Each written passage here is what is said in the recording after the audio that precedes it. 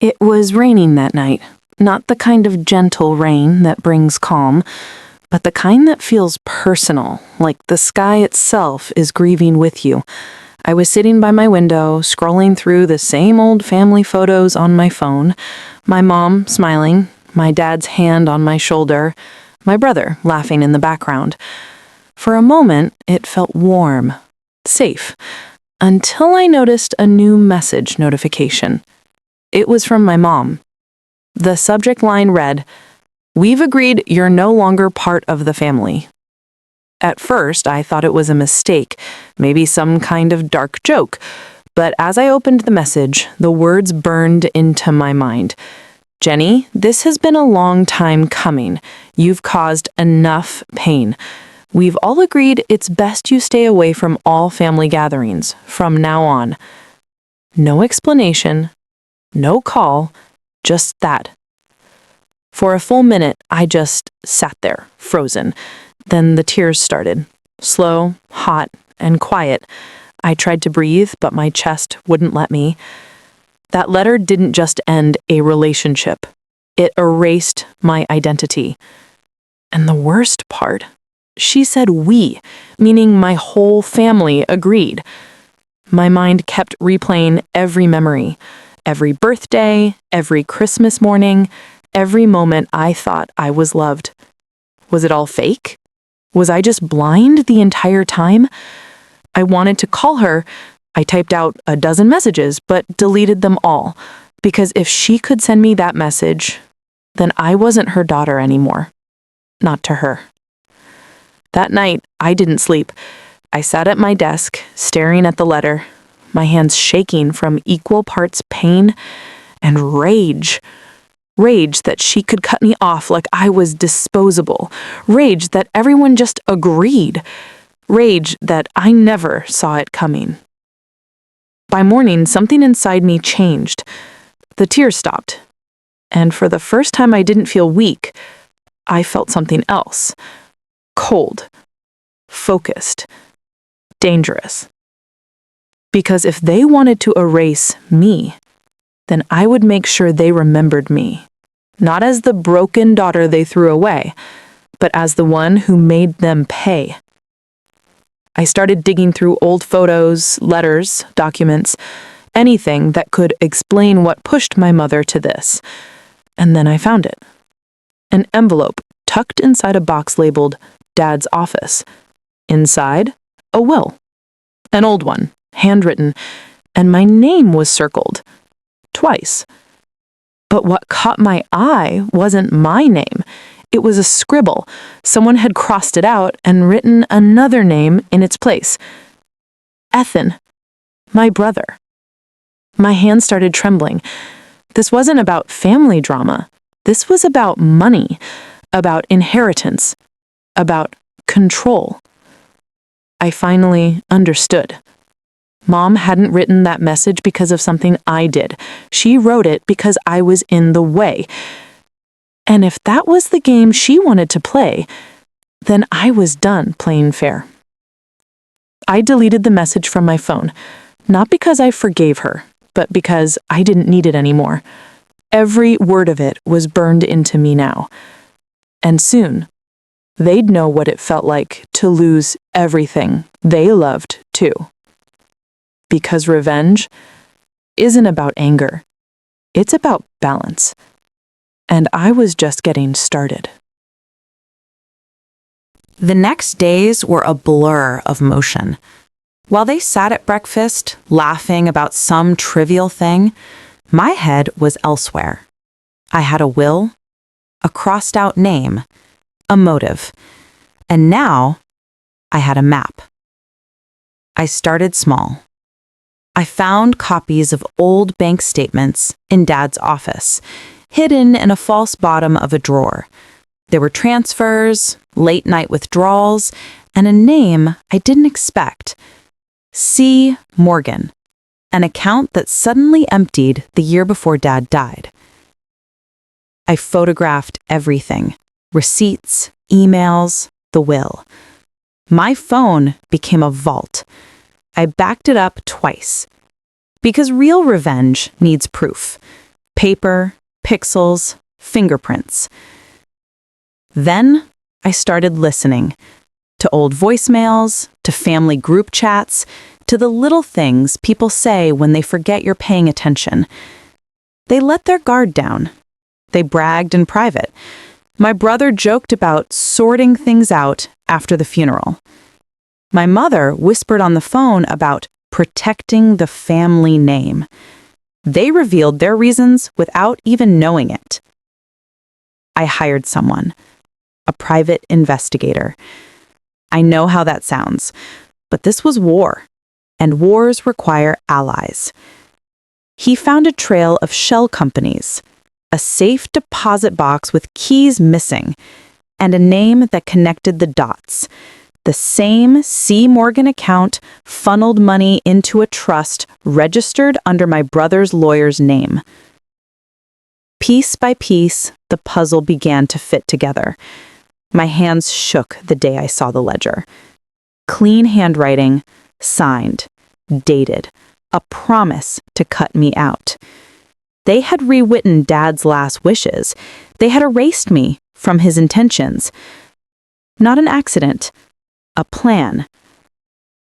Rage came back, hot and sharp. But this time, it was focused like a blade. I wasn't going to scream at them in the kitchen. I was going to dismantle them in a way that couldn't be undone by apologies or tears. I created an account, a burner email and a fake name, and contacted the family lawyer.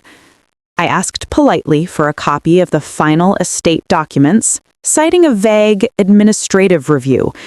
The lawyer obliged, underestimating me. The documents arrived as an attachment. I printed them. I compared them against Dad's original handwriting. The differences were small, subtle, but they were there. Initials that didn't match, dates altered by a single day. While I worked, I kept living my life outwardly. Coffee with friends, a late-night shift at the gallery, the ordinary things that give people the illusion you're fine. But every spare minute was spent building my case. Photos, timestamps, bank connections, and witness names. 2 weeks later, I walked into Ethan's office without warning. He looked up from his desk, surprise flattening into something guilty almost immediately. "Jennie," he began. I didn't let him finish. I slid a folder across his desk, thick, weighty. I said, "Read it," voice low and steady. "Start with the will." He laughed, nervous at first, then with a hardness I recognized from family fights. "Where did you get this?" he asked. I answered, "It doesn't matter where. What matters is what it says." I watched his face change as he read, then fold, panic, denial, rage. "You have no right," he snapped. "You think you can just—" I interrupted. "I have every right. Dad trusted me too, until you decided otherwise." The words hit him like a physical strike. I could see his hand tremble. "This isn't over," he threatened. I smiled then, a slow, cold smile that surprised even me. I said, "It's never over. Not anymore." That evening, I sent the first anonymous package. No return address, no signature, just a heavy envelope to the editor of the small regional paper that loved scandal. Photos of bank transfers, copies of the altered will, and a note, short, factual, impossible to ignore. The paper ran a small headline the next day, "Local estate under investigation." It didn't name names. Not yet, but the seed was planted. Mom called me that night, voice brittle, fragile. "Jennie, did you see?" I listened to her panic like an expert. I let her talk until she exhausted herself, until her words grew frantic and thin. I don't know what you're talking about, I said finally. She hung up, breathless. The next week, lawyers arrived. They sat at our family table with papers and solemn faces. Cousins whispered in corners. Neighbors leaned over fences and speculated. I watched them circle like vultures. Once the quiet order is disturbed, the scramble begins. And then, on a Wednesday afternoon, I received an invitation in the mail. Not to a family gathering, not to a reconciliation, an official meeting to review the estate, open to all heirs. My name was on it. I held that invitation in my hand and felt a giddy, dangerous thrill. They thought they'd cast me out. They thought I was nothing. Now I would walk into their meeting with proof, with witnesses, with facts. I would stand at their table and watch their faces as the truth unfolded. Revenge, I learned, is not a scream, it's a plan. And my plan was almost complete. To be continued. The day of the meeting arrived. The sky was cold, gray, and trembling with the promise of rain, like it knew what was coming. I stood outside the old family house, the same porch where my father used to drink his morning coffee. For a moment, I almost turned back. Almost. But then I saw them through the window. My mother, Ethan, their lawyers, laughing nervously, pretending nothing was wrong. Pretending I wasn't about to walk in and burn the illusion to ashes. I pushed open the door. The laughter died instantly. Every head turned. My mother's face paled, Ethan's jaw clenched. The air changed. It wasn't a reunion, it was a reckoning. "Jennie," Mom said softly, standing halfway up. Her voice was sugar and knives. "You didn't have to come." "Oh, but I did." My voice was steady, colder than I expected. I dropped a thick folder on the table, the same one Ethan had seen. "Because this time, you're going to listen." One of the lawyers reached for the papers, frowning. As he flipped through, his expression shifted from confusion to alarm. "These are copies of the estate records," he said slowly. "But the signatures, these don't match the originals." My mother's voice wavered. "Jennie, where did you—" "I didn't forge anything," I cut in. "You did, or you let it happen. And I can prove it." I turned to Ethan, who looked ready to explode. "I told you. You told me. Dad wanted me out. You lied. You both lied. He never changed that will." He slammed a hand on the table. "You don't know what you're talking about."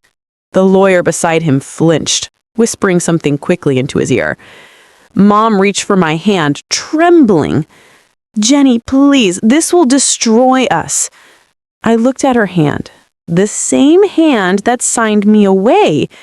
"No, Mom," I said quietly. "You already destroyed us. I'm just showing everyone the wreckage." There was silence. Then I opened my phone, played a recording. Ethan's voice, late at night, bragging about taking care of business.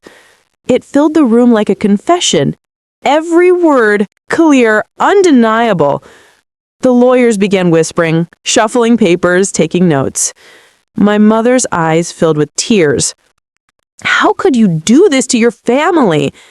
"You mean, how could I do this for my father?" I replied. "Because he trusted you, and you betrayed him. You took his words, his legacy, and rewrote them. You didn't just cut me out, you cut out his truth." Her tears fell silently. Ethan's face crumbled, the bravado gone. I almost felt something, maybe pity, but it vanished just as quickly. They had made me a ghost.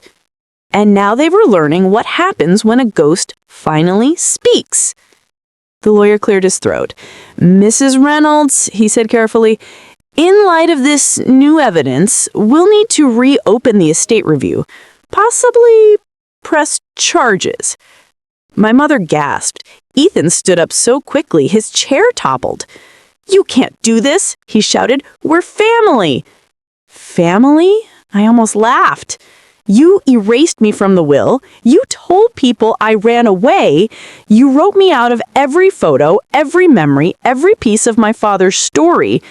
Tell me, Ethan, what part of that is family?" He didn't answer. No one did. Only the quiet tick of the clock filled the room, like counting down the seconds of their old life. When the meeting ended, I stepped outside. The rain had started again, soft and steady, washing the world clean. For the first time in years, I could breathe. My phone buzzed, a message from an unknown number. I opened it and froze. It was from the lawyer I'd hired. Just one line. "You were right. There's more." I looked up at the dark sky, raindrops sliding down my face. For a moment, I thought about walking away, but then I remembered Dad's voice, calm and kind. "Do what's right, even when it hurts." I whispered back into the storm, "I will." And as thunder rolled in the distance, I walked down the steps into whatever came next. Not as the girl they erased, but as the woman who made them remember.